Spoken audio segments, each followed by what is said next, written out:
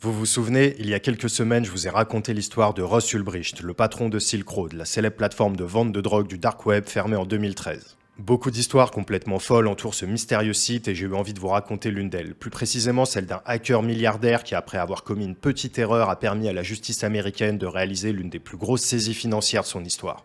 Asseyez-vous confortablement et sortez le popcorn, aujourd'hui on va parler de James Zhong. Tout commence en décembre 2012. Silk Road est à son apogée et enregistre un nombre indécent de transactions quotidiennes en Bitcoin. À ce moment-là, un petit malin du nom de James Zhong, qu'on va appeler Jimmy à partir de maintenant, déniche une vulnérabilité sur le site. Et cette faille, il la découvre vraiment par hasard, puisqu'il déclare lui-même ceci. J'ai accidentellement double-cliqué sur le bouton de retrait et j'ai été choqué de découvrir que cela me permettait de retirer le double du montant de Bitcoin que j'avais déposé.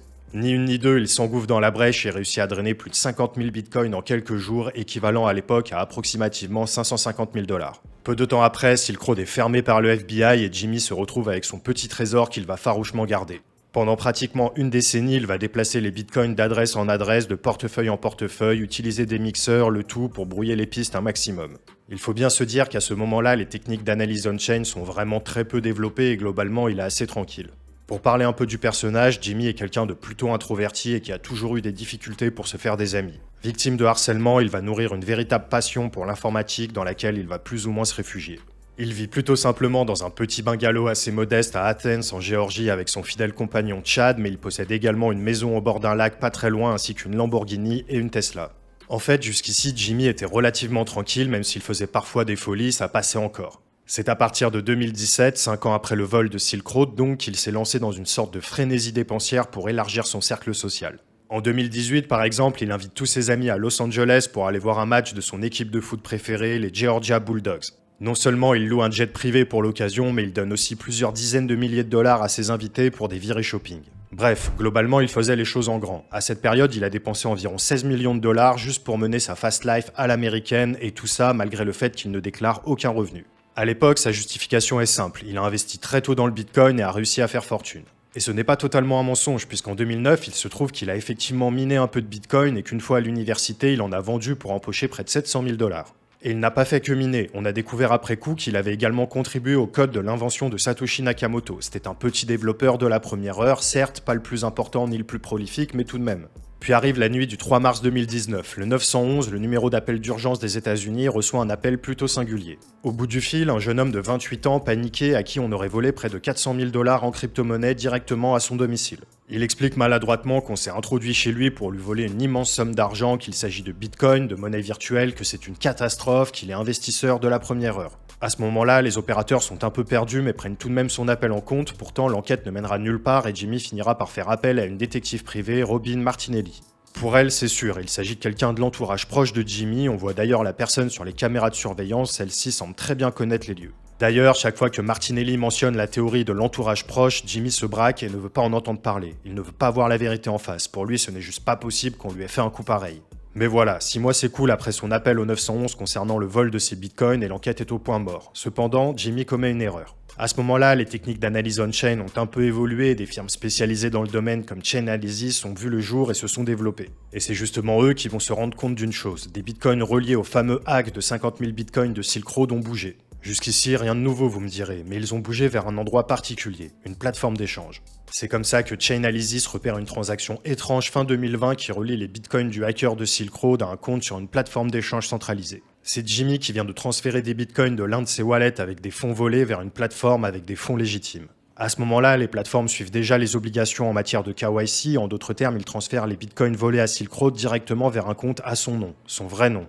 Vous pensez qu'il ne sait pas ce qu'il fait? Erreur. Jimmy est très au courant du fonctionnement de Bitcoin, de l'existence des mixeurs qui permettent de brouiller la provenance des fonds et de comment les plateformes centralisées fonctionnent. Mais voilà, on fait tous des erreurs et celle-ci mettra Jimmy dans le collimateur des fédéraux. Ni une ni deux, les autorités financières américaines sont mises au parfum et même si cela ne prouve rien concernant la culpabilité de Jimmy, c'est une piste et ils se doivent de tout faire pour la suivre. Et oui, ça fait pratiquement 10 ans que l'affaire du vol des bitcoins de Silk Road est un cold case qui n'avance pas, alors il n'allait pas laisser passer un élément comme celui-ci. Grosso modo, il tape à la porte de l'exchange et demande l'adresse IP reliée à la transaction suspecte. 45 20 67 1. Après demande de confirmation auprès du fournisseur d'accès Internet de Jimmy, c'est confirmé. Il s'agit bien de la même adresse IP que celui-ci utilise depuis 2016. Et puis très vite, une petite équipe d'enquêteurs se forme pour voir de quoi il en retourne vraiment. Dedans, on y retrouve Jody Thompson, un lieutenant de la police financière locale, Trevor McCallinan, agent spécial de l'IRS, le fisc américain, et Sean McGruder, le PDG de Blocktrace, une société spécialisée en cyberespionnage. Les 3 enquêteurs se mettent en tête d'approcher Jimmy avec pour motif l'enquête concernant l'effraction et le vol de ses bitcoins à son domicile. En réalité, c'est bel et bien sur Jimmy qu'ils enquêtent et sur les milliers de bitcoins volés à Silk Road en 2012. Ils vont finalement frapper à la porte de Jimmy et sont invités à rentrer chaleureusement. Et là, ils ne tarissent pas d'éloges sur sa maison, sur son chien, sur ses équipements. Le tout en restant très attentif à tout ce qui se trouve autour d'eux, l'idée est de ne pas éveiller les soupçons de Jimmy. Ils examinent discrètement mais scrupuleusement les placards, les boiseries, le sol, bref, tout ce qui pourrait servir de cachette. Et ils en profitent aussi pour le questionner sur ses systèmes de sécurité. Entre autres, un système de vidéosurveillance ultra sophistiqué, un lance-flammes et un fusil d'assaut AR-15. Bon, c'est les États-Unis, mais quand même. Et là, Jimmy fait une deuxième erreur. Pendant que les enquêteurs lui posent des questions sur Bitcoin, il ouvre son ordinateur et leur montre l'un de ses wallets avec environ 70 millions de dollars en Bitcoin. Et oui, il est persuadé que les agents sont là pour l'aider à résoudre son affaire, alors autant leur montrer pour qu'ils comprennent, non? En sortant de la maison de Jimmy, les agents n'ont plus de doute. Ils ont leur homme. Cette visite leur aura permis d'obtenir un mandat de perquisition pour fouiller de fond en comble la maison et le 9 novembre 2021, ils reviennent avec toute une équipe de policiers pour s'atteler à la tâche. Là, ils sortent l'artillerie lourde. Toute une batterie d'agents expérimentés accompagnés de chiens renifleurs entraînés à la détection de l'électronique se rendent chez Jimmy et recherchent la moindre preuve qui pourrait l'incriminer. Et là, c'est le jackpot. Coffre-fort rempli de métaux précieux, ordinateur caché dans une boîte de popcorn contenant des millions de dollars en bitcoin, montagne de cash et finalement un wallet contenant des bitcoins volés à Silk Road en 2012. À l'issue de cette affaire, Jimmy plaide coupable pour fraude électronique et écope d'une peine de seulement 1 an de prison qu'il a commencé à purger le 14 juillet dernier à la prison de Montgomery en Alabama. La sentence normale pour ce genre de chef d'accusation est d'ordinaire de quelques mois à 2 ans maximum s'il n'y a aucune circonstance aggravante. Dans le cas de Jimmy, le fait qu'il n'ait fait de mal à personne, sa coopération avec les autorités et sa sympathie naturelle ont sûrement joué en sa faveur dans la prononciation de sa peine.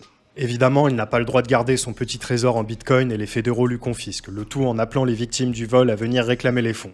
Vous vous en doutez, il n'y a pas foule, et ce n'est pas étonnant vu que la plupart des victimes en question sont d'anciens utilisateurs de Silk Road dont je ne vais pas vous rappeler la réputation. Pour Michel Bachner, l'avocat de Jimmy, ce dernier n'a clairement pas fait de tort au gouvernement américain. Au contraire même, en volant et en hodlant les bitcoins de Silk Road, il rend en réalité un petit service aux autorités américaines étant donné que ces derniers ont déjà vendu une bonne partie de leurs actifs liés à Silk Road depuis belle lurette. Il explique qu'à la place de se retrouver avec l'équivalent de 14 millions de dollars en 2014, le gouvernement américain se retrouve maintenant avec un pactole de 3 milliards. Un peu culotté dit comme ça, mais pourquoi pas. D'ailleurs, sachez que les bitcoins de Jimmy commencent tout juste à être liquidés depuis le début de l'année. Ils en ont par exemple vendu un peu plus de 9000 le 14 mars pour un total d'environ 215 millions de dollars. Rien que ça. Côté média, il n'en fallait pas plus pour que certains titrent que l'anonymat de Bitcoin avait été cassé par les autorités américaines. Bon, en réalité, vous le savez sûrement, mais Bitcoin n'a jamais été anonyme, on dit plutôt qu'il est pseudonyme. D'ailleurs, ce n'est pas la première fois que Bitcoin aide à déjouer des affaires criminelles. Que ce soit la chute d'un site pédo, le démantèlement d'un réseau de financement du terrorisme ou bien l'arrestation du couple qui avait volé plus de 3 milliards de dollars à Bitfinex en 2016, tous ces cas ont été résolus grâce aux caractéristiques de Bitcoin. Pour Matthew Price, un agent de l'IRS chargé notamment d'enquêter sur Binance, lorsqu'un criminel vole des bitcoins, c'est comme s'il braquait une banque dans la neige. Ça laisse des traces, beaucoup de traces. Bitcoin est un réseau transparent où chaque empreinte reste à jamais gravée dans la blockchain, et inutile de vous dire que cela n'est pas vraiment dans l'intérêt des gens qui voudraient l'utiliser à des fins criminelles. Et au fur et à mesure, que ce soit au gré de la compréhension de la technologie ou bien de la sophistication des techniques d'analyse on-chain, le constat est plutôt sans appel. Les transactions illégales sur Bitcoin ne font que diminuer d'année en année. Alors non, évidemment, les autorités américaines n'ont pas réussi à casser l'invention de Satoshi Nakamoto. Par contre, il est certain que la police commence à être formée, des unités spéciales d'analyse on-chain commencent à être montées, et il devient de plus en plus difficile de faire des choses illégales avec Bitcoin. Et on peut se dire que ce n'est pas plus mal. Peut-être qu'un jour Bitcoin cessera d'avoir cette image de réseau monétaire réservé aux terroristes et aux criminels et sera enfin reconnu par la majorité de la population pour ce qu'il est réellement. À savoir une réserve de valeur inaltérable, décentralisée, sans permission et garantissant la souveraineté monétaire sans compromis.